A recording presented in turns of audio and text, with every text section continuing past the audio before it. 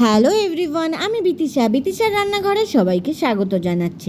আজকের রেসিপি আলু ফুলকপি দিয়ে তোড়া বা পাকাল মাছের ঝোল।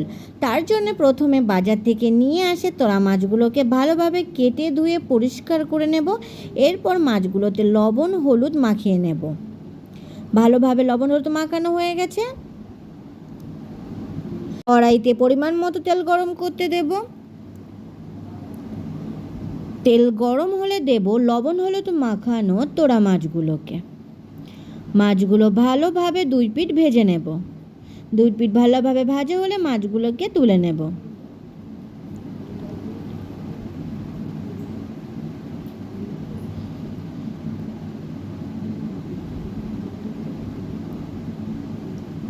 কড়াইতে আরও একটু তেল গরম করতে দেব। তেল গরম হলে গোটা জিরে, তেজপাতা ও শুকনো লঙ্কা ফোড়ন দেব। ফোড়ন ভাজা হলে দেব লম্বা লম্বা করে কেটে রাখা আলুগুলো ভালোভাবে কিছু সময় ভেজে নেব।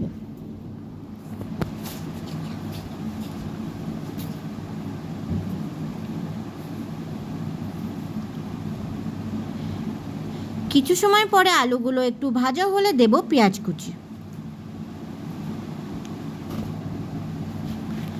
কুচি দিয়ে আলু কিছু সময় ভেজে নেব।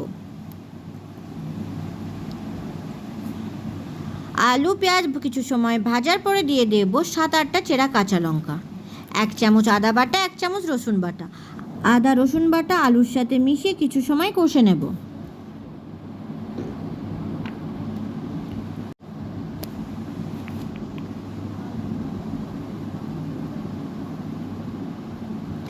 কিছু সময় কষানোর পর আদা রসুনটা ভাজা হয়ে কাঁচা গন্ধ চলে গেছে। দিয়ে দেব কেটে রাখা ফুলকপির টুকরো।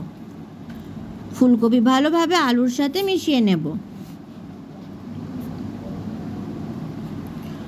মশলাগুলো ভালোভাবে ফুলকপির সাথে মাখিয়ে নিতে হবে।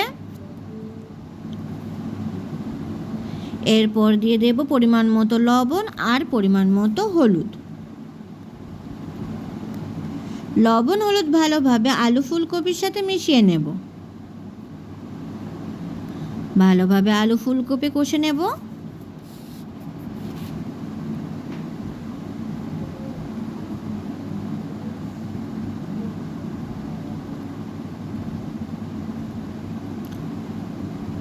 দুই 3 মিনিট কষার পর দিয়ে দেব টমেটো কুচি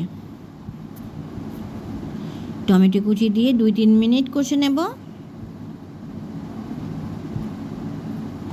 দিয়ে দেব 2 চামচ জিরে গুঁড়ো, 1 চামচ ধনে গুঁড়ো, হাফ চামচ মরিচ গুঁড়ো,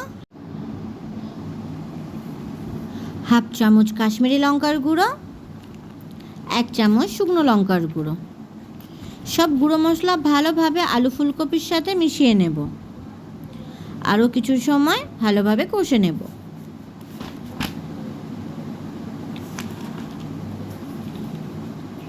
ভালোভাবে কষা হলে দেব পরিমাণ মতো জল।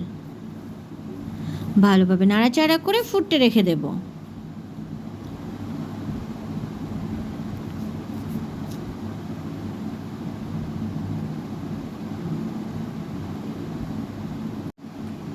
ঝোল ফুটে উঠলে দিয়ে দেব ভেজে রাখা তোড়া মাছগুলো ঝোলের সাথে ভালোভাবে মিশিয়ে নিয়ে ঢাকা দিয়ে ফুটতে রেখে দেব।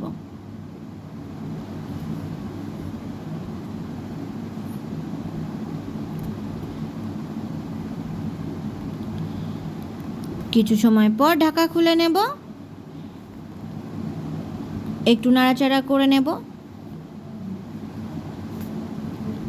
দেখে নেব ফুলকপি সিদ্ধ হয়েছে কিনা।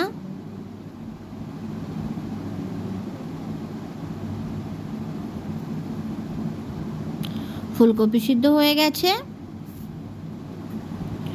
এবার দিয়ে দেব গরম মশলার গুঁড়ো দিয়ে ঝোলটাকে ভালোভাবে মিশিয়ে নিয়েই তৈরি আমাদের আলু ফুলকপি দিয়ে তোড়া বা পাকাল মাছের ঝোল।